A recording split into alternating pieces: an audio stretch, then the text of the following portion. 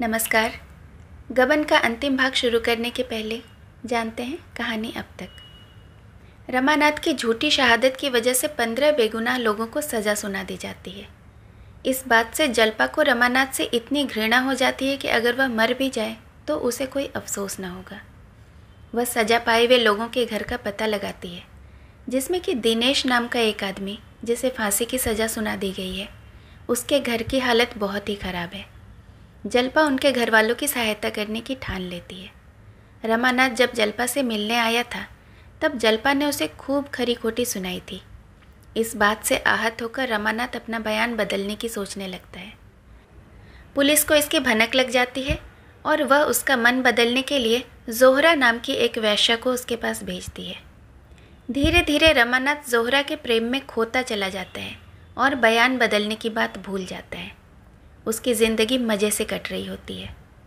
एक दिन वह पुलिस की गाड़ी में सैर करने जा रहा होता है, तभी वह जल्पा को गंदे मैले कपड़ों में सर पर गंगा जल लिए जाते हुए देखता है।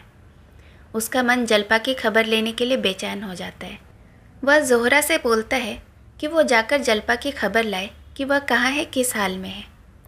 जोहरा जल्पा के बारे में पता लगाकर रमानाथ को बताती है कि वह दिनेश के घर वालों की सेवा कर रही है और उसके पापों का प्रायश्चित कर रही है।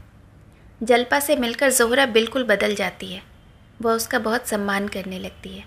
ये सब हाल सुनकर रमानाथ को इतनी ग्लानि होती है कि वह मन बना लेता है कि वह जज के सामने सारी सच्चाई बता देगा। किसी तरह बहाना करके वह वहाँ से निकल जाता है और जल्पा से मिलने जाता है। अब जानते हैं आगे की कहानी। जल्पा दिनेश के घर से लौटी थी और बैठी जग्गू और देवीदीन से बातें कर रही थी। वह इन दिनों एक ही वक्त खाना खाया करती थी। इतने में रमा ने नीचे से आवाज़ दी। देवीदीन उसकी आवाज़ पहचान गया, बोला, भैया हैं शायद। जल्पा, कह दो यहाँ क्या करने आए हैं, वहीं जाएं। देवीदीन, नहीं बेटी, जरा पूछ तो लूँ क्या कहते हैं, इस वक्त कैसे उन्हें छुट्टी मिली। जल्पा, मुझे समझाने आए होंगे और क्या, मगर मुंह धोकर रखें। देवीदीन ने द्वार खोल दिया। रमा ने अंदर आकर कहा, दादा, तुम मुझे यहाँ देखकर इस वक्त ताज्जुब कर रहे होगे। 1 घंटे की छुट्टी लेकर आया हूँ। तुम लोगों से अपने बहुत से अपराधों को क्षमा कराना है। जल्पा ऊपर है? देवीदीन बोला, हाँ है तो, अभी आई है, बैठो कुछ खाने को लाऊं। रमानाथ, नहीं, मैं खाना खा चुका हूँ, बस जल्पा से 2 बातें करना चाहता हूँ। देवीदीन, वह नहीं मानेगी, नाहक शर्मिंदा होना पड़ेगा, मानने वाली औरत नहीं है। रमानाथ, मुझसे 2 बातें करेगी या मेरी सूरत ही नहीं देखना चाहती, ज़रा जाकर पूछ लो। देवीदीन, इसमें पूछना क्या है, दोनों बैठी ही तो हैं, जाओ, तुम्हारा घर जैसे था वैसे अब भी है। रमानाथ, नहीं दादा, उनसे पूछ लो, मैं यूं न जाऊंगा। देवीदीन ने ऊपर जाकर कहा, तुमसे कुछ कहना चाहते हैं बहू। जल्पा मुंह लटका कर बोली, तो कहते क्यों नहीं, मैंने कुछ जबान तो नहीं बंद कर दी है। जल्पा ने यह बात इतने ज़ोर से कही कि नीचे रमा ने भी सुन ली।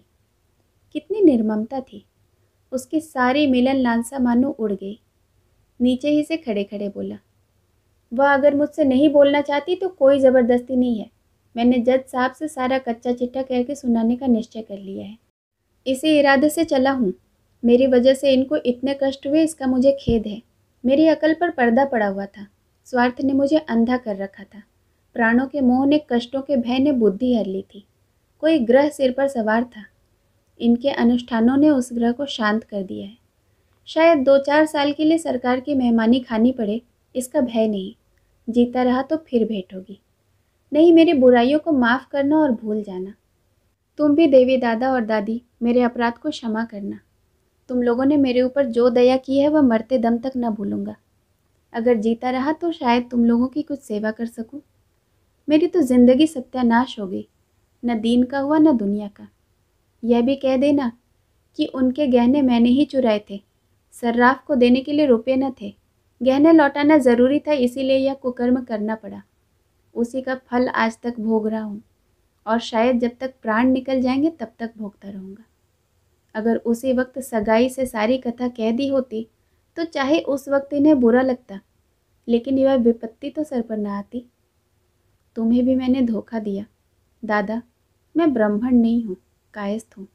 तुम जैसे देवता से मैंने कपट किया। न जाने इसका दंड क्या मिलेगा। सब कुछ क्षमा करना, बस यही कहने आया था। रमा बारामदे से नीचे उतर पड़ा और तेजी से कदम बढ़ाता हुआ चल दिया।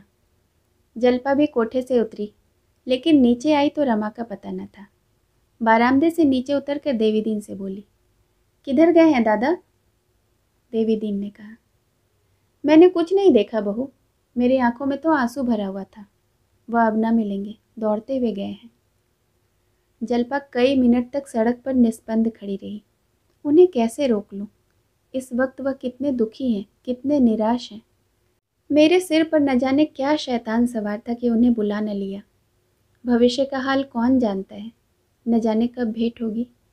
विवाहित जीवन में इन 2-2.5 सालों में कभी उसका हृदय अनुराग से इतना प्रकंपित न हुआ था। विलासिनी रूप में वह केवल प्रेम आवरण के दर्शन कर सकती थी। आज त्यागिनी बनकर उसने उसका असली रूप देखा। कितना मनोहर, कितना विशुद्ध, कितना विशाल, कितना तेजमय। विलासिनी ने प्रेमोद्यान की दीवारों को देखा था, वह उसी में खुश थी। त्यागिनी बनकर वह उद्यान के भीतर पहुंच गई थी। कितना रम्य था, कितनी सुगंधित, कितना वैचित्र, कितना विकास। इसकी सुगंध में, इसकी रम्यता में देवत्व भरा हुआ था। प्रेम अपने उच्चतर स्थान पर पहुंचकर देव से मिल जाता है। जल्पा को अब कोई शंका नहीं कि वह इस प्रेम को पाकर जन्म जन्मांतरों तक सौभाग्यवती बनी रहेगी। इस प्रेम ने उसे वियोग, परिस्थिति और मृत्यु के भय से मुक्त कर दिया, उसे अभय प्रदान दिया।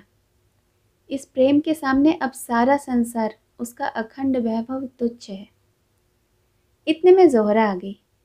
जल्पा को पटरी पर खड़े देखकर बोली, वहाँ कैसे खड़ी हो बहन? आज तो ना आ सकी। चलो, आज मुझे तुमसे बहुत सी बातें करनी है। दोनों ऊपर चली गई। दारोगा को भला कहाँ चैन। रमा के जाने के बाद 1 घंटे तक उसका इंतजार करते रहे। फिर घोड़े पर सवार हुए और देवीदीन के घर जा पहुँचे।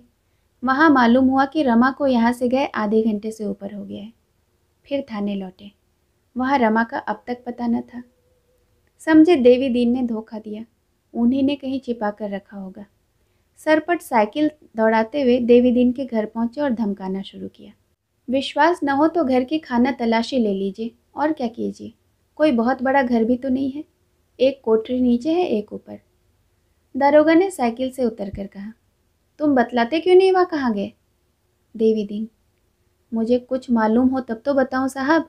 यहाँ आए, अपनी घरवाली से तकरार की और चले गए। दारोगा, वह कब इलाहाबाद जा रही हैं? देवीदीन, इलाहाबाद जाने की तो बाबूजी ने कोई बात ही नहीं की। जब तक कोर्ट का फैसला न हो जाएगा वह यहाँ से न जाएगी। दारोगा, मुझे तुम्हारी बातों का यकीन नहीं आता। यह कहते हुए दारोगा नीचे की कोठरी में घुस गया और हर एक चीज़ को गौर से देखने लगा। फिर ऊपर चढ़ गए। वहाँ 3 औरतों को देखकर चौंक पड़े। जोहरा को शरारत सूझी। उसने लंबा सा घूंघट निकाल लिया और अपने हाथ साड़ी में छिपा लिए। दारोगा जी को शक हुआ, शायद हजरत यह भेस बदल कर तो नहीं बैठे हैं। देवीदीन से पूछा, यह तीसरी औरत कौन है? देवीदीन ने कहा, मैं नहीं जानता, कभी कभी बहू से मिलने आ जाती है। दारोगा, मुझे से उड़ाते हो बच्चा? साड़ी पहनाकर मुलजिम को छिपाना चाहते हो? इसमें कौन जल्पा देवी है? उनसे कह दो नीचे चली जाए, दूसरी दोनों औरतों को यहाँ रहने दो। जल्पा हट गई तो दारोगा जी ने जोहरा के पास जाकर कहा, क्यों हजरत, मुझसे यह चालें? क्या कहकर वहाँ से आए थे कि यहाँ आकर मज़े में आ गए? सारा गुस्सा हवा हो गया। अब यह भेष उतारिए और मेरे साथ चलिए, देर हो रही है। यह कहकर उन्होंने जोहरा का घूंघट हटा दिया। जोहरा ने ठहाका मारा। दारोगा जी मानो फिसल कर विस्मय सागर में पड़ गए। बोले, अरे तुम हो जोहरा? तुम यहाँ कहाँ? जोहरा, अपनी ड्यूटी बजा रही हूँ। और रमानाथ कहाँ गए? तुम्हें तो मालूम ही होगा। वह तो मेरे यहाँ आने के पहले ही चले गए थे। मैं फिर भी यहाँ बैठ गई और जल्पा देवी से बातें करने लगी। अच्छा, जरा मेरे साथ आओ, उनका पता लगाना है। जोहरा ने बनावटी कौतूहल से कहा, क्या अभी तक बंगले पर नहीं पहुँचे? ना, न जाने कहाँ रह गए। रास्ते में दारोगा ने पूछा, जलपा कब तक यहाँ से जाएगी? जोहरा, मैंने खूब पट्टी पढ़ाई है, उसके जाने की अब ज़रूरत नहीं है, शायद रास्ते पर आ जाए। रमानाथ ने बुरी तरह डांटा है, उनकी धमकियों से डर गई है। दारोगा, तुम्हें यकीन है कि अब कोई शरारत न करेगी? जोहरा, हाँ, मेरा तो यही ख्याल है। दारोगा, तो फिर यह कहाँ गया? जोहरा, कह नहीं सकती। दारोगा, मुझे इसकी रिपोर्ट करनी होगी। इंस्पेक्टर साहब और डिप्टी साहब को इत्तला देना ज़रूरी है। ज़्यादा पी तो नहीं गया था? जोहरा, पिए हुए तो थे। दारोगा, तो फिर कहीं गिरा पड़ा होगा, इसने बहुत दिख दिया है। चलो तुम्हें घर तक पहुंचा दूं। जोहरा, बड़ी इनायत होगी। दारोगा ने जोहरा को मोटरसाइकिल पर बिठा लिया और उसको ज़रा देर में घर के दरवाजे पर उतार दिया, मगर इतनी ही देर में मन चंचल हो गया। बोले, अब तो जाने का जी नहीं चाहता जोहरा, चलो आज कुछ गपशप हो जाए, बहुत दिन हुए तुम्हारी करम की निगाह नहीं हुई है। जोहरा ने जीने के ऊपर कदम रखा और कहा, जाकर पहले इंस्पेक्टर साहब को इत्तला तो कीजिए, यह गपशप का मौका नहीं है। दारोगा ने मोटरसाइकिल से उतर कर कहा, नहीं अब न जाऊंगा जोहरा, सुबह देखा जाएगा, मैं भी आता हूँ। जोहरा, आप मानते नहीं हैं, शायद डिप्टी साहब आते हो, आज उन्होंने कहला भेजा था। दारोगा, मुझे चकमा दे रही हो जोहरा, देखो इतनी बेवफाई अच्छी नहीं। जोहरा ने ऊपर चढ़कर द्वार बंद कर लिया और ऊपर जाकर खिड़की से सिर निकाल कर बोली, आधा बज है। दारोगा घर जाकर लेट रहे। 11 बज रहे थे, नींद खुली तो 8 बज गए थे। उठकर बैठे ही थे कि टेलीफोन की पुकार हुई। जाकर सुनने लगे। डिप्टी साहब बोल रहे थे, इस रमानाथ ने बड़ा गोलमाल कर दिया है, उसे किसी दूसरी जगह ठहराया जाए, उसका सब सामान कमिश्नर साहब के पास भेज देना होगा। रात को वह बंगले पर था या नहीं?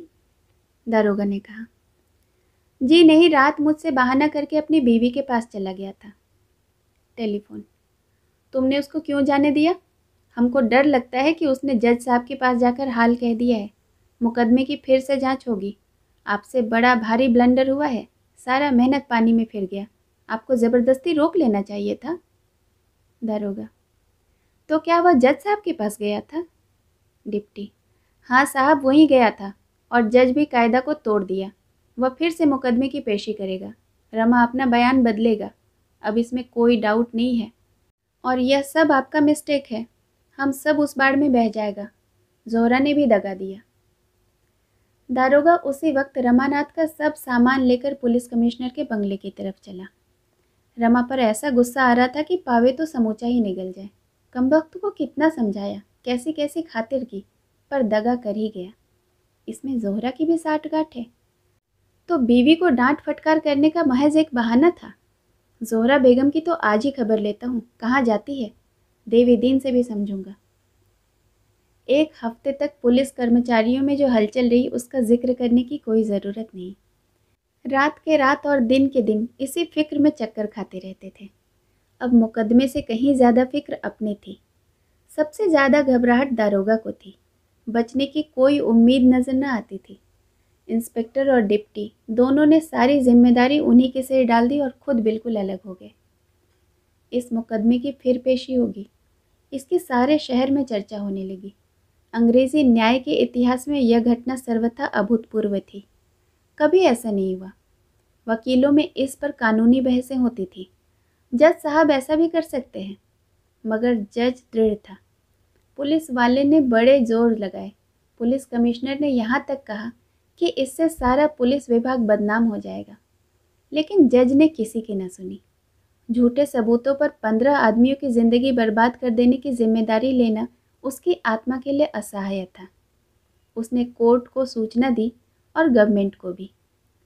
इधर पुलिस वाले रात दिन रमा की तलाश में दौड़ धूप करते रहते थे, लेकिन रमा न जाने कहाँ छिप गया था, उसका कुछ पता ही न चलता था।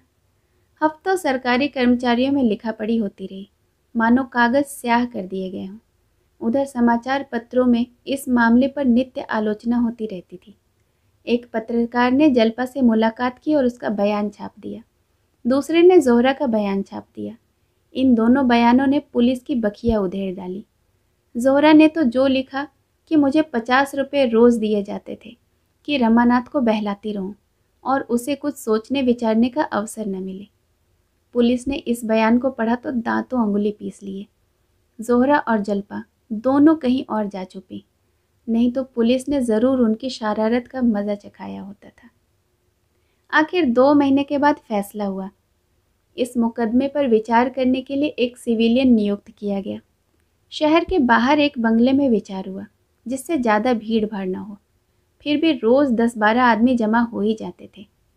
पुलिस ने ऐसी एड़ी चोटी का जोर लगाया कि मुलजिमों में कोई मुखबिर बन जाए, पर इसका उद्योग सफल न हुआ। दारोगा जी चाहते तो नई शहादतें बना सकते थे, पर अपने अफसरों की स्वार्थपरता पर इतने खिन्न हुए कि दूर से तमाशा देखने के सिवाय कुछ और न कर पाए। जब सारा यश अफसरों को मिलता और सारा अपयश मातहतों को, तो दारोगा को क्या गरज पड़ी थी कि नई शहादतों की फिक्र में सिर खपाते। इस मामले में अफसरों ने सारा दोष दारोगा के ही सिर मढ़ा। उन्हीं की बेपरवाही से रमा हाथ से निकला। अगर आज सख्ती से निगरानी की जाती तो जल्पा कैसे उसे खत लिख सकती थी और वह कैसे रात को उससे मिल सकता था। ऐसी दशा में मुकदमा उठा लेने के सिवाय और क्या किया जा सकता था। तबेले की बला बंदर के सिर गई। दारोगा तनज्जुल हो गए और नायाब दरोगा का तराई में तबादला कर दिया गया। जिस दिन मुलजिमों को छोड़ा गया, आधा शहर उनका स्वागत करने को जमा था। पुलिस ने 10 बजे रात को उन्हें छोड़ा, पर दर्शक जमा हो ही गए। लोग जल्पा को भी खींच ले गए। पीछे पीछे देवी दीन भी पहुंचा। जल्पा पर फूलों की वर्षा हो रही थी और जल्पा देवी की जय से आकाश गूंज रहा था। मगर रमानाथ की परीक्षा भी समाप्त न हुई थी। उस पर दरोग बयानी का अभियोग चलाने का निश्चय हुआ। उसी बंगले में ठीक 10 बजे मुकदमा पेश हुआ। सावन की झड़ी लगी हुई थी। कलकत्ता दलदल हो रहा था, लेकिन दर्शकों का एक अपार समूह सामने मैदान में खड़ा था। महिलाओं में दिनेश की पत्नी और माता भी आई हुई थी। पेशी से 10-15 मिनट पहले जल्पा और ज़ोहरा भी बंद गाड़ियों में आ पहुंची। महिलाओं को अदालत के कमरे में जाने की आज्ञा मिल गई। पुलिस की शहादतें शुरू हुई। डिप्टी सुप्रिंटेंडेंट, दारोगा, इंस्पेक्टर, नायब दारोगा सभी के बयान हुए। दोनों तरफ के वकीलों ने जेरें भी की, पर इन कार्रवाई में उल्लेखनीय कोई बात नहीं थी। जाब्ते की पाबंदी की जा रही थी। रमानाथ का बयान हुआ, पर उसमें भी कोई नई बात न थी। उसने अपने जीवन के गत 1 वर्ष का पूरा वृतांत कह सुनाया। कोई बात न छिपाई। वकील के पूछने पर उसने कहा, जल्पा के त्याग, निष्ठा और सत्य प्रेम ने मेरी आंखें खोल दी, और उससे भी ज़्यादा ज़ोहरा के सौजन्य और निष्कपट व्यवहार ने। मैं इसे अपना सौभाग्य समझता हूँ कि मुझे उस तरफ से प्रकाश मिला जिधर औरों को अंधकार मिला करता है। विश्व में मुझे सुधा प्राप्त हो गई। इसके बाद सफाई की तरफ से देवी दिन, जल्पा और ज़ोहरा के बयान हुए। वकीलों ने इनसे भी सवाल किए, पर सच्चे गवाह क्या उखड़ते। ज़ोहरा का बयान बहुत ही प्रभावोत्पादक था। उसने देखा जिस प्राणी को जंजीरों से जकड़ने के लिए वह भेजी गई है, वह खुद दर्द से तड़प रहा है। उसे मरहम की ज़रूरत है, जंजीरों की नहीं। वह सहारे का हाथ चाहता है, धक्के का झोंका नहीं। जल्पा देवी के प्रति उसकी श्रद्धा, उसका अटल विश्वास देखकर मैं अपने को भूल गई। मुझे अपनी नीचता, अपने स्वार्थ पर लज्जा आ गई। मेरा जीवन कितना अधम है, कितना पतित। और जब मैं जल्पा से मिली तो उसकी निष्काम सेवा, उसका उज्जवल तप देखकर मेरे मन के रहे सहे संस्कार भी मिट गए। विलास युक्त जीवन से मुझे घृणा हो गई। मैंने निश्चय कर लिया, इसी अंचल में मैं भी आश्रय लूँगी। मगर उससे भी ज़्यादा मार्के का बयान जल्पा का था। उसे सुनकर दर्शकों की आंखों में आंसू आ गए। उसके अंतिम शब्द थे, मेरे पति निर्दोष हैं। ईश्वर की दृष्टि में नहीं, नीति की दृष्टि में वह निर्दोष हैं। उनके भाग्य में मेरी विलासक्ति का प्रायश्चित करना लिखा था, वह उन्होंने किया। वह बाजार से मुंह छुपा कर भागे। उन्होंने मुझ पर कोई अगर अत्याचार किया तो वह यही कि मेरी इच्छाओं को पूरा करने के लिए उन्होंने सदैव कल्पना से काम लिया। मुझे प्रसन्न रखने के लिए, मुझे सुखी रखने के लिए उन्होंने अपने ऊपर बड़े से बड़े भार लेने में संकोच न किया। वह यह भूल गए कि विलास वृत्ति संतोष करना नहीं जानती। जहाँ मुझे रोकना उचित था, वहाँ मुझे प्रोत्साहित किया और इस अवसर पर भी मुझे विश्वास है कि मुझ पर अत्याचार करने की धमकी देकर ही उनकी ज़बान बंद कर दी गई थी। अगर अपराधिनी हूँ तो मैं हूँ, जिसके कारण इन्होंने इतने कष्ट झेले।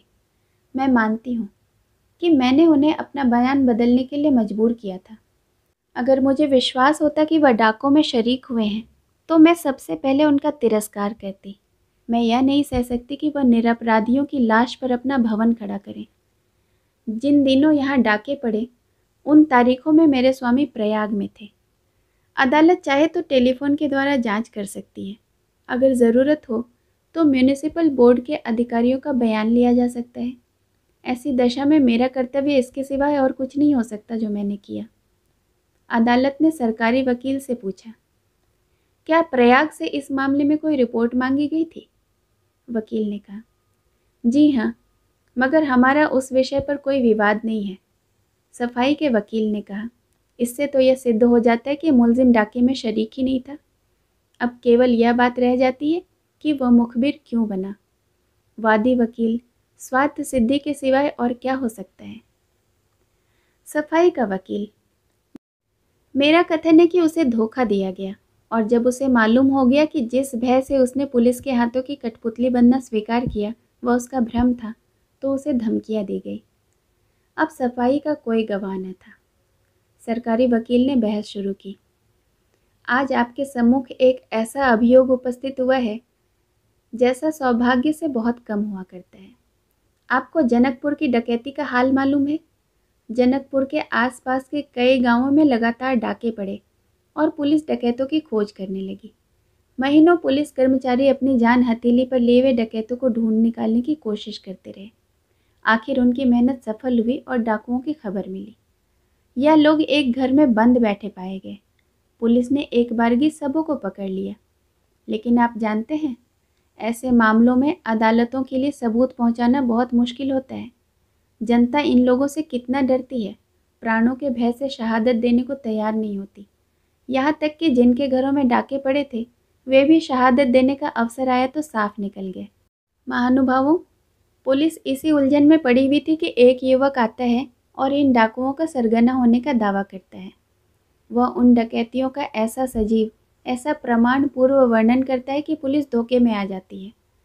यह आदमी इलाहाबाद से भाग कर आया और यहाँ भूखों मरता था। अपने भाग्य निर्माण का ऐसा सुअवसर पाकर उसने अपना स्वार्थ सिद्ध करने का निश्चय कर लिया। मुखबिर बनकर सजा का तो उसे कोई भय ही न था। पुलिस की सिफारिश से उसे अच्छी नौकरी पा जाने का विश्वास था। पुलिस ने उसका खूब आदर सत्कार किया और उसे अपना मुखबिर बना लिया।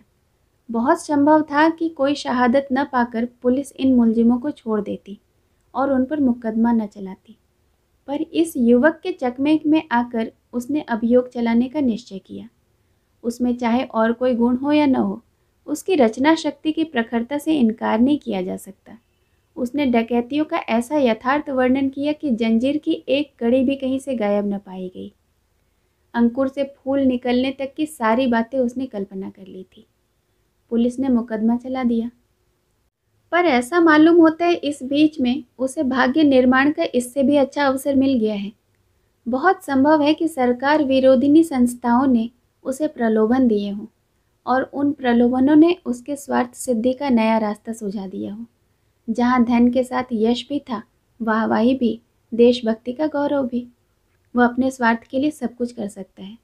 वह स्वार्थ के लिए किसी के गले पर छुरी चला सकता है और साधु का वेश धारण कर सकता है।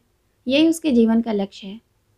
हम सब खुश हैं कि उसकी सद्बुद्धि ने अंत में उस पर विजय पाई, चाहे उनका हेतु कुछ भी क्यों न हो। निरपराधियों को दंड देना पुलिस के लिए उतना ही आपत्तिजनक है जितना अपराधियों को छोड़ देना। आपको केवल यह विचार करना है कि उसने पुलिस को धोखा दिया या नहीं दिया। इस विषय में अब कोई संदेह नहीं रह जाता कि उसने धोखा दिया है। अगर धमकियां दी गई हैं तो वह पहली अदालत के बाद जज के अदालत में अपना बयान वापस ले सकता था, पर उस वक्त भी उसने ऐसा नहीं किया।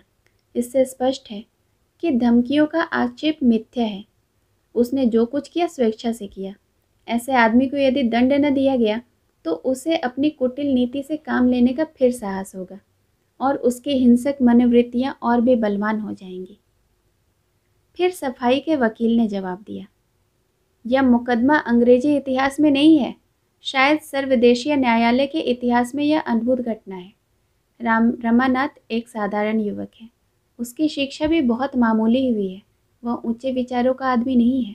वह इलाहाबाद के म्यूनिसिपल ऑफिस में नौकर है। वहाँ उसका काम चुंगी के रुपये वसूल करना है। वह व्यापारियों से प्रथमानुसार रिश्वत लेता है और अपनी आमदनी की परवाह न करता हुआ अनाप शनाप खर्च करता है। आखिर एक दिन मिजान में गलती हो जाने से उसे शक होता है कि उसके कुछ रुपए उठ गए हैं। वह इतना घबरा जाता है कि किसी से कुछ नहीं कहता, बस घर से भाग खड़ा होता है। वहाँ दफ्तर में उस पर शुबा होता है और उसके हिसाब की जांच होती है। तब मालूम होता है कि उसने कुछ गबन नहीं किया, सिर्फ हिसाब की भूल थी। फिर रमानाथ के पुलिस के पंजे में फंसने, गर्जी मुखबिर बनने, शहादत देने का जिक्र करते हुए उसने कहा, अब रमानाथ के जीवन में एक नया परिवर्तन होता है। ऐसा परिवर्तन जो एक विलास प्रिय, पद लोलुप व्यक्ति को धर्मनिष्ठ और कर्तव्यशील बना देता है। उसकी पत्नी जल्पा, जिसे देवी कहा जाए तो अतिशयोक्ति न होगी, उसकी तलाश में प्रयाग से यहाँ आती है। और यहाँ जब उसे मालूम होता है कि रमा एक मुकदमे में पुलिस का मुखबिर हो गया है, तो वह उससे छिपकर मिलने आती है। रमा बंगले में आराम से पड़ा हुआ है, फाटक पर संतरी पहरा दे रहा है। जल्पा को पति से मिलने में सफलता नहीं मिलती, तब वह एक पत्र लिखकर उसके सामने फेंकती है और देवी दिन के घर चली जाती है। रमा जब यह पत्र पढ़ता है तो उसकी आंखों के सामने से पर्दा हट जाता है। वह छिपकर जल्पा के पास जाता है। जल्पा उससे वृतांत कह सुनाती है और उससे अपना बयान वापस लेने के लिए जोर डालती है। रमा पहले शंकाएं करता है, पर बाद में राजी हो जाता है और अपने बंगले पर लौट आता है। वहाँ वह पुलिस अफसरों से साफ साफ कहता है कि मैं अपना बयान बदल दूंगा। अधिकारी उसे तरह तरह के प्रलोभन देते हैं, पर जब इस पर रमा का कोई असर न होता, उन्हें मालूम हो गया कि उस पर गबन का कोई मुकदमा भी नहीं है, तो वे उसे जल्पा को गिरफ्तार करने की धमकी देते हैं। रमा की हिम्मत टूट जाती है। वह जानता है पुलिस जो चाहे कर सकती है, इसलिए वह अपना इरादा तब्दील कर देता है और वह जज के इल्जाज से अपने बयान का समर्थन कर देता है। अदालत में रमा ने सफाई से कोई जिरह नहीं की थी। यहाँ उससे जिरहें की गई, लेकिन मुकदमे से कोई सरोकार न रखने पर भी उसने जिरहों के ऐसे जवाब दिए कि जज को भी उस पर शक न हो सका और मुलजिमों को सजा भी हो गई। रमानाथ की और भी खातिरदारियां होने लगी। उसे एक सिफारिशी खत दिया गया और शायद उसकी यूपी गवर्नमेंट से सिफारिश भी की गई। फिर जल्पा देवी ने फांसी की सज़ा पाने वाले मुलजिम दिनेश के बाल बच्चों का पालन पोषण करने का निश्चय किया। इधर उधर से चंदे मांग मांग कर वह उनके लिए ज़िंदगी की ज़रूरतें पूरी करती थी। उसके घर का कामकाज अपने हाथों से करती थी। उसके बच्चे को खिलाने ले जाती थी। एक दिन रमानाथ मोटर पर सैर करता हुआ जल्पा को सिर पर पानी का मटका रखे देखता है। उसकी आत्ममर्यादा जाग उठती है। जोहरा को पुलिस कर्मचारियों ने रमानाथ के मनोरंजन के लिए नियुक्त कर दिया है। जोहरा युवक की मानसिक वेदना देखकर द्रवित हो जाती है और वह जल्पा का पूरा समाचार लाने के इरादे से चली जाती है। दिनेश के घर उसकी जल्पा से भेंट होती है। जल्पा का त्याग, सेवा, साधना देखकर वैश्या का हृदय इतना प्रभावित हो जाता है कि वह अपने जीवन पर लज्जित हो जाती है और दोनों में बहनापा हो जाता है। वह एक सप्ताह के बाद जाकर रमा से सारा वृतांत कहकर सुनाती है। रमा उसी वक्त वहाँ से चल पड़ता है और जल्पा से दो चार बातें करके जज के बंगले पर चला जाता है। उसके बाद जो कुछ हुआ वह हमारे सामने है। मैं यह नहीं कहता कि उसने झूठी गवाही नहीं दी, लेकिन उस परिस्थिति और उन प्रलोभनों पर जरा ध्यान दीजिए तो इस अपराध की गहनता बहुत कुछ घट जाती है। उस झूठी गवाही का परिणाम अगर यह होता कि किसी निरपराध को सजा मिल जाती तो दूसरी बात थी। इस अवसर पर तो 15 युवकों की जान बच गई। क्या अब भी वह झूठी गवाही का अपराधी है? उसने खुद ही तो अपनी झूठी गवाही का इकबाल किया है। क्या उसे और दंड मिलना चाहिए? उसकी सरलता और सज्जनता ने एक वैश्या तक को मुग्ध कर दिया और वह उसे बहकाने और बहलाने के बदले उसके मार्ग का दीपक बन गई। जल्पा देवी की कर्तव्य परायणता क्या दंड के योग्य है? जल्पा ही इस ड्रामा की नायिका है। उसके सदनुराग, उसके सरल प्रेम, उसकी धर्मपरायणता, उसकी पति भक्ति, उसके स्वार्थ त्याग, उसकी सेवा निष्ठा, किस किस गुण की प्रशंसा की जाए। आज वह रंगमंच पर न आती तो 15 परिवारों के चिराग गुल हो जाते। उसने 15 परिवारों को अभय धाम दिया है। क्या एक पतिता का ऐसे कार्य में सहायक हो जाना कोई महत्व नहीं रखता? मैं तो समझता हूँ रखता है। ऐसे अभियोग रोज नहीं पेश होते। शायद आप लोगों के जीवन में फिर ऐसा अभियोग सुनने को भी न मिले। यहाँ आप एक अभियोग का फैसला करने बैठे हुए हैं, मगर इस कोर्ट के बाहर एक और बहुत बड़ा न्यायालय है जहाँ आप लोगों के न्याय पर भी विचार होगा। अगर आप झूठ पर पश्चाताप करके सच्ची बात कह देने के लिए भोग विलास युक्त जीवन को ठुकरा कर फटे हालों जीवन व्यतीत करने के लिए किसी को अपराधी ठहराते हैं, तो आप संसार के सामने न्याय का कोई ऊंचा आदर्श नहीं उपस्थित कर रहे हैं। सरकारी वकील ने इसका प्रत्युत्तर देते हुए कहा, यह सत्य है कि उसने प्रयाग में कोई गबन नहीं किया, उसे इसका भ्रम मात्र था। लेकिन ऐसी दशा में एक सच्चे आदमी का यह कर्तव्य था कि वह गिरफ्तार हो जाने पर अपनी सफाई देता। उसने सजा के भय से झूठी गवाही देकर पुलिस को क्यों धोखा दिया? यह विचार करने की बात है। अगर आप समझते हैं कि उसने अनुचित काम किया है तो आप उसे अवश्य दंड देंगे। अब अदालत का फैसला सुनाने की बारी आई। सभी को रमा से सहानुभूति हो गई थी, पर इसके साथ ही यह भी मानी हुई बात थी कि उसे सजा तो होगी। क्या सजा होगी यही देखना है। लोग बड़ी उत्सुकता से फैसला सुनने के लिए सिमट आए। कुर्सियां और आगे खींच ली गईं, कनबत्तियां भी बंद हो गईं। मामला केवल यह है कि एक युवक ने अपनी प्राण रक्षा के लिए पुलिस का आश्रय लिया, और जब उसे मालूम हो गया कि जिस भय से वह पुलिस का आश्रय ले रहा है वह सर्वथा निर्मूल है, तो उसने अपना बयान वापस ले लिया। रमानाथ में अगर सत्यनिष्ठा होती तो वह पुलिस का आश्रय ही क्यों लेता? लेकिन इसमें कोई संदेह नहीं कि पुलिस ने उसे रक्षा का यह उपाय सुझाया और इस तरह से उसे झूठी गवाही देने का प्रलोभन दिया।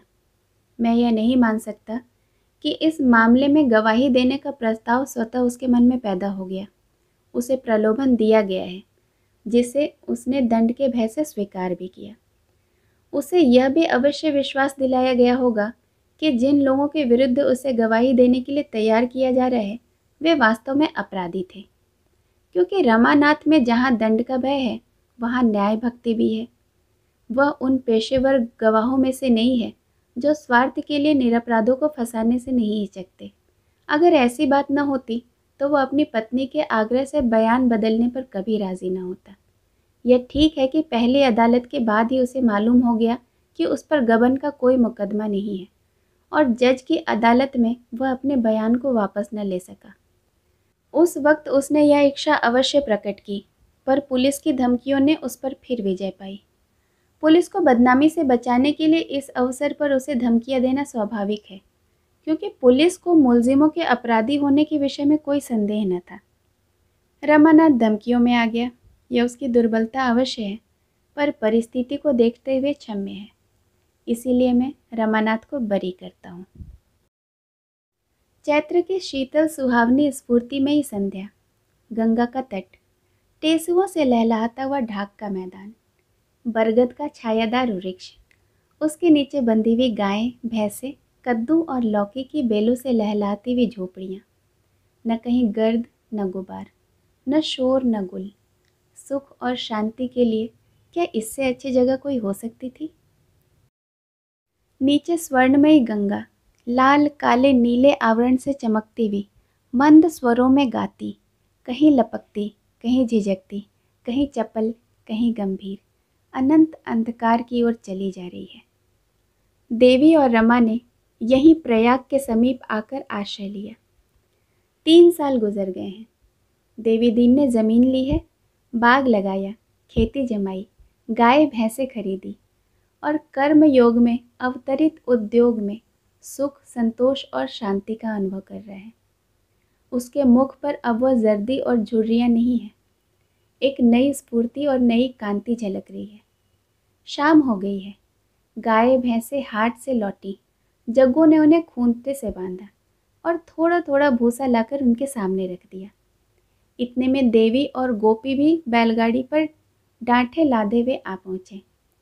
दयानाथ ने बरगद के नीचे जमीन साफ कर रखी है, वहीं डांठें उतारी गई। यही इस छोटी सी बस्ती का खलिहान है। दयानाथ नौकरी से बर्खास्त हो गए थे। अब देवी के असिस्टेंट हैं। उनको समाचार पत्रों से अब भी वही प्रेम है। रोज कई पत्र आते हैं और शाम को फुर्सत पाने के बाद मुंशी जी पत्रों को पढ़ पढ़ कर सुनाते और समझाते हैं। श्रोताओं में बहुधा आसपास के गांवों के 10-5 आदमी भी आ जाते हैं और रोज एक छोटी मोटी सभा हो जाती है। रमा को तो इस जीवन से इतना अनुराग हो गया है कि वह शायद उसे थानेदारी ही नहीं, चुंगी की इंस्पेक्टरी भी मिल जाए तो शहर का नाम न ले। प्रातःकाल उठकर गंगा स्नान करता है, फिर कुछ कसरत करके दूध पीता है और दिन निकलते निकलते अपनी दवाओं का संदूक लेकर बैठ जाता है। उसने वैद्य की कई किताबें पढ़ ली हैं और छोटी मोटी बीमारियों की दवा दे पाता है। 10-5 मरीज रोज आ जाते हैं। उसकी कीर्ति दिन दिन बढ़ती जाती है। इस काम से छुट्टी पाते ही वह बगीचे में चला जाता है। वहाँ कुछ साग सब्जी लगी हुई है, कुछ फल के वृक्ष हैं, कुछ जड़ी बूटियाँ भी हैं। अभी तो बाग से केवल तरकारी मिलती है, पर आशा है कि 3-4 साल में नींबू, अमरूद, बेल, नारंगी, आम, केले, आंवले, कटहल, बेल आदि सभी अच्छे फलों की आमदनी होने लगेगी। देवी ने बैलों को गाड़ी से खोलकर खूंटे से बांध दिया और दयानाथ से बोला, अभी भैया नहीं लौटे? दयानाथ ने डांटों को समेटते हुए कहा, अभी तो नहीं लौटे। मुझे तो अब इनके अच्छे होने की कोई आशा नहीं। जमाने का उधार है। कितने सुख से रहते थे, गाड़ी थी, बंगला था, नौकर थे। अब यह हाल है, सामान सब मौजूद है। वकील साहब ने अच्छी संपत्ति छोड़ी, मगर भाई भतीजों ने हड़प ली। देवी दिन, भैया कहते थे अदालती करती तो सब मिल जाता, पर कहती है मैं अदालत में झूठ न पड़ूंगी। औरत बड़े ऊंचे विचारों की हैं। सहसा जागेश्वरी एक छोटे से शिशु को गोद में लिए हुए झोपड़े से निकली। बच्चे को दयानाथ की गोद में देती हुई बोली, भैया जरा चलकर रतन को तो देखो, जाने कैसे हुई जाती है। जोहरा और बहू दोनों रो रही हैं। देवी दीन ने दयानाथ से कहा, चलो लाला देखें। जागेश्वरी बोली, यह जाकर क्या करेंगे, बीमार को देखकर तो इनकी पहले से ही नानी मर जाती है। देवी दीन ने रतन की कोठरी में जाकर देखा। रतन बांस की खाट पर पड़ी थी, देह सूख गई थी। वह सूर्यमुखी का सा खिला हुआ चेहरा मुरझाकर पीला हो गया था। वह रंग जिन्होंने चित्र को जीवन और स्पंदन प्रदान कर रखा था उड़ गए थे, केवल आकार शेष रह गया था। वह श्रवण प्रिय, प्राणप्रद, विकास और आह्लाद में डूबा हुआ संगीत मानो आकाश में विलीन हो गया था। केवल उसकी क्षीण उदास प्रतिध्वनि रह गई थी। जोहरा उसके ऊपर झुकी, उसे करुण, विवश, कातर, निराश और तृष्णामय नजरों से देख रही थी। आज साल भर से उसने रतन की सेवा शुश्रूषा में दिन को दिन और रात को रात न समझा था। रतन ने उसके साथ जो स्नेह किया था, उस अविश्वास और बहिष्कार के वातावरण में जिस खुले निसंकोच भाव से उसने उसके बहनापे का साथ निभाया था, उसका एहसान वह किस तरह मानती। जो सहानुभूति उसे जल्पा से भी न मिली थी, वह रतन ने प्रदान की। दुख और परिश्रम ने दोनों को मिला दिया। दोनों की आत्माएं संयुक्त हो गई। यह घनिष्ठ स्नेह उसके लिए नया ही अनुभव था, जिसकी उसने कभी कल्पना भी न की थी। इस मौके में उसके वंचित हृदय ने पति प्रेम और पुत्र स्नेह दोनों को पा लिया था।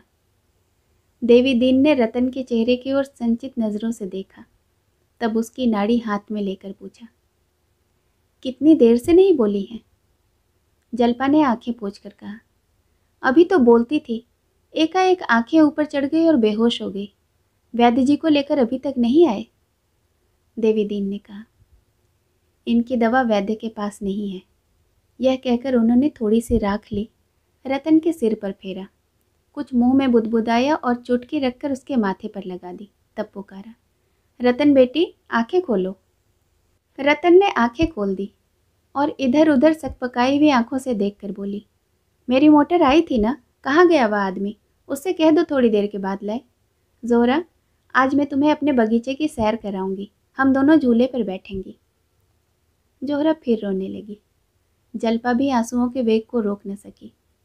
रतन एक क्षण तक छत की ओर देखती रही, फिर एकाएक जैसे किसी स्मृति से जाग उठी हो, वह लज्जित होकर एक उदास मुस्कुराहट के साथ बोली, मैं सपना देख रही थी दादा। लोहित आकाश पर कालीमा का पर्दा पड़ गया था। उसी वक्त रतन के जीवन पर मृत्यु ने पर्दा डाल दिया। रमानाथ वैद्य जी को लेकर पहर रात को लौटे तो यहाँ मौत का सन्नाटा छाया हुआ था। रतन की मृत्यु का शोक वह शोक न था जिसमें आदमी हाय हाय करता, बल्कि वह शोक था जिसमें हम मूक रुदन करते हैं, जिसकी याद कभी नहीं भूलती, जिसका बोझ कभी दिल से नहीं उतरता। रतन के बाद जोहरा अकेली हो गई। दोनों साथ सोती थी, साथ बैठती थी, साथ काम करती थी। अकेले जोहरा का जी किसी काम में न लगता था। कभी नदी तट पर जाकर रतन को याद करती और रोती, कभी उस आम के पौधों के पास जाकर घंटों खड़ी रहती जिसे उन दोनों ने लगाया था, मानो उसका सुहाग लुट गया हो। जल्पा को बच्चे के पालन और भोजन बनाने से इतना अवकाश न मिलता था कि उसके साथ बहुत उठती बैठती, और बैठती भी तो रतन की चर्चा होने लगती और दोनों रोने लगती थी। भादों का महीना था। पृथ्वी और जल में रण छिड़ा हुआ था। जल की सेनाएं वायुयान पर चढ़कर आकाश से जल शरों की वर्षा कर रही थी। उसकी थल सेनाओं ने पृथ्वी पर उत्पात मचा रखा था। गंगा गांवों और कस्बों को निफल कर रही थी। गांव के गांव बहते चले जाते थे। जोहरा नदी के तट पर बाढ़ का तमाशा देखने लगी। वह कृशांगिनी गंगा इतनी विशाल हो सकती है, इसका वह अनुमान भी न कर सकती थी। लहरें उन्मदा होकर गरजती, मुंह से फन निकालती, हाथों से उछल रही थी। चतुर डकैतों की तरह पैतरे बदल रही थी। कभी एक कदम आती, फिर पीछे लौट पड़ती, फिर चक्कर खाकर फिर आगे की ओर लपकती। कहीं कोई झोपड़ा डगमगाता तेजी से बहा जा रहा था, मानो कोई शराबी दौड़ा जाता हो। कहीं कोई वृक्ष डाल पत्तों समेत डूबता उतरता किसी पाषाण युग के जंतु की भांति तैरता चला जाता था। गायें और भैंसे, खाट और तख्त मानो तिलिस्मी चित्रों की भांति आंखों के सामने से निकले जाते थे। सहसा एक किश्ती नजर आई।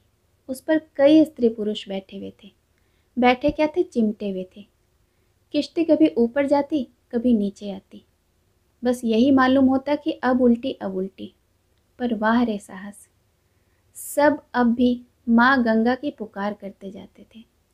स्त्रियां अब भी माँ गंगा के यश गाती थी। जीवन और मृत्यु का ऐसा संघर्ष किसने देखा होगा। दोनों तरफ के आदमी किनारे पर एक तनाव की दशा में हृदय को दबाए खड़े थे। जब किश्ती करवट लेती तो लोगों के दिल उछल उछल कर होठों तक आ जाते। रस्सियां फेंकने की कोशिश की जाती, पर रस्सी बीच में ही गिर पड़ती थी। एकाएक एक बार किश्ती उलट ही गई। सभी प्राणी लहरों में समा गए। एक क्षण में कई स्त्री पुरुष डूबते उतरते दिखाई दिए, फिर निगाहों से ओझल हो गए। केवल एक उजली सी चीज किनारे की ओर चली जा रही थी। वह रेले में तट से कोई 20 गज तक समीप आ गई थी। समीप से मालूम हुआ वह स्त्री है। जोहरा, जल्पा, रमा तीनों खड़े थे। स्त्री की गोद में बच्चा भी नजर आता था। दोनों को निकाल लाने के लिए तीनों विकल हो उठे, पर 20 गज तक तैरकर उस तरफ जाना आसान न था। फिर रमा तैरने में बहुत कुशल भी न था। कहीं लहरों के जोर में पांव उखड़ जाए तो फिर बंगाल की खाड़ी के सिवाय और कहीं ठिकाना न लगे। जोहरा कहती, मैं जाती हूँ। रमा ने लजाते हुए कहा, जाने को तो मैं तैयार हूँ, लेकिन वहाँ तक नहीं पहुँच सकूँगा। जोहरा ने एक कदम पानी में रखकर कहा, नहीं, मैं अभी निकाल लाती हूँ। वह कमर तक पानी में चली गई। रमा ने सशंक होकर कहा, क्यों नाहक जान देने जाती हो? वहाँ एक गड्ढा है, मैं तो जा ही रहा था। जोहरा ने हाथों से मना करते हुए कहा, नहीं नहीं, तुम्हें मेरी कसम है, तुम ना आना, मैं अभी ले आती हूँ, मुझे तैरना आता है। जल्पा ने कहा, लाश होगी और क्या। रमानाथ, शायद अभी जान हो। जल्पा, अच्छा तो जोहरा तो तैर भी लेती है, जब ही हिम्मत हुई। रमा ने जोहरा की ओर चिंतित आंखों से देखते हुए कहा, हाँ कुछ कुछ जानती है, ईश्वर करे लौट आए, मुझे अपनी कायरता पर लज्जा आ रही है। जल्पा ने बेहयाई से कहा, इसमें लज्जा की कौन सी बात है? मरी लाश के लिए जान जोखिम में डालने से क्या फ़ायदा? जीती होती तो मैं खुद तुमसे कहती कि जाकर निकाल लाओ। रमा ने आत्मधिक्कार के भाव से कहा, यहाँ से कौन जान सकता है कि जान है या नहीं। सचमुच बाल बच्चों वाला आदमी नामर्द हो जाता है। मैं खड़ा रह गया और ज़ोहरा चली गई। सहसा एक ज़ोर की लहर आई और लाश को फिर धारा में बहा ले गई। ज़ोहरा लाश के पास पहुंच चुकी थी। उसे पकड़कर खींचना ही चाहती थी कि लहर ने उसे दूर कर दिया। ज़ोहरा खुद उसके ज़ोर में आ गई और प्रवाह की ओर कई हाथ बढ़ गई। वह फिर संभली, पर दूसरी लहर ने उसे फिर ढकेल दिया। रमा व्यग्र होकर पानी में कूद पड़ा और जोर जोर से पुकारने लगा, ज़ोहरा, मैं आता हूँ। मगर ज़ोहरा में अब लहरों से लड़ने की शक्ति न थी। वह वेग से लाश के साथ ही धारे में बह चली। उसके हाथ पांव हिलना बंद हो गए थे। एकाएक ऐसा रेला आया कि दोनों उसमें समा गई। 1 मिनट के बाद ज़ोहरा के काले बाल नजर आए। केवल एक क्षण तक यही अंतिम झलक थी, फिर वह नजर न आई। रमा कोई 100 गज तक जोरों से हाथ पांव मारता हुआ गया, लेकिन इतनी ही दूर में लहरों के वेग के कारण उसका दम फूल गया। अब आगे जाए तो कहाँ? ज़ोहरा का तो कहीं पता भी नहीं था। वही आखिरी झलक आंखों के सामने थी। किनारे पर जलपा खड़ी हाय हाय करती रही, यहाँ तक कि वह भी पानी में कूद पड़ी। रमा अब आगे न बढ़ सका। एक शक्ति आगे खींचती थी, एक पीछे। आगे की शक्ति में अनुराग था, निराशा थी, बलिदान था। पीछे की शक्ति में कर्तव्य था, स्नेह था, बंधन था। बंधन ने रोक लिया। वह लौट पड़ा। कई मिनट तक जलपा और रमा घुटनों तक पानी में खड़े उसी तरफ ताकते रहे। रमा की जबान आत्मधिक्कार ने बंद कर रखी थी, जलपा की शोक और लज्जा ने। आखिर रमा ने कहा, पानी में क्यों खड़ी हो? सर्दी हो जाएगी। जलपा पानी से निकलकर तट पर खड़ी हो गई, पर मुंह से कुछ न बोली। मृत्यु के इस आघात ने उसे पराभूत कर दिया था। जीवन कितना अस्थिर है, यह घटना आज दूसरी बार उसकी आंखों के सामने चरितार्थ हुई। रतन के मरने के पहले से आशंका थी। मालूम था कि वह थोड़े दिनों के मेहमान हैं, मगर ज़ोहरा की मौत तो वज्राघात के समान थी। अभी आधा घड़ी पहले तीनों आदमी प्रसन्न चित्त जल क्रीड़ा देखने चले थे। किसे शंका थी कि मृत्यु की ऐसी भीषण पीड़ा उसको देखनी पड़ेगी? इन 4 सालों में ज़ोहरा ने अपनी सेवा, आत्मत्याग और सरल भाव से सभी को मुग्ध कर लिया था। उसके अतीत को मिटाने के लिए, अपने पिछले दागों को धो डालने के लिए उसके पास इसके सिवाय और क्या उपाय था? उसकी सारी कामनाएं, सारी वासनाएं सेवा में लीन हो गई। कलकत्ता में वह विलास और मनोरंजन की वस्तु थी। शायद कोई भला आदमी उसे अपने घर में घुसने भी न देता। यहाँ सभी उसके साथ घर के प्राणी का सा व्यवहार करते थे। दयानाथ और जागेश्वरी को यह कहकर शांत कर दिया गया कि वह देवी दीन की विधवा बहू है। ज़ोहरा ने कलकत्ता में जलपा से केवल उसके साथ रहने की भिक्षा मांगी थी। अपने जीवन से उसे घृणा हो गई थी।